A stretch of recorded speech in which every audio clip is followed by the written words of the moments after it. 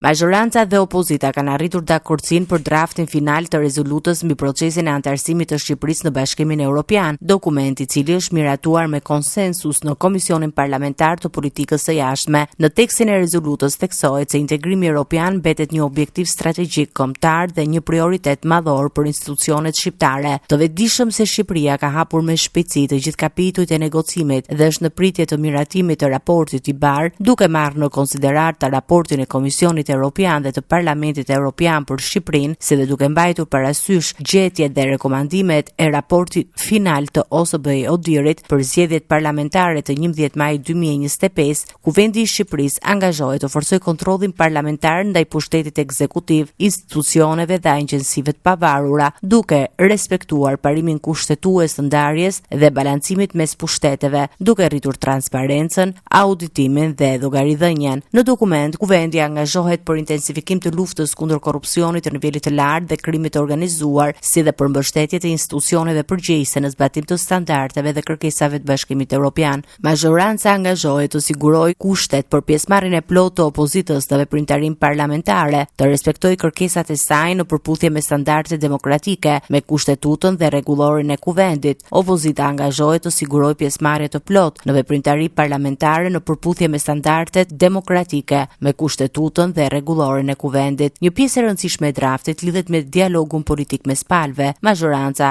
angazhohet të garantojë pjesëmarrje të plotë të opozitës në jetën parlamentare dhe respektim të drejtave të saj, ndërsa opozita merr përsipër pjesëmarrje aktive dhe funksionale në institucionet parlamentare. Rezoluta parashikon gjithashtu përshpejtimin e reformave zgjedhore në përputhje me rekomandimet të OSBE-ODIHR-it në Komisionin e Venecias, me synimin për të garantuar zgjedhje të lira, të ndershme dhe standarde demokratike më të larta. Në fund, Kuvendi i kërkon Këshillit Ministrave të vijojë me ritme më të shpejta reformat në shtetin e së drejtës, sistemin e drejtësisë dhe luftës kundër korrupsionit, duke theksuar se përparimi drejt BE-s duhet bazohet në merit, rezultate konkrete dhe standarde të verifikueshme demokratike.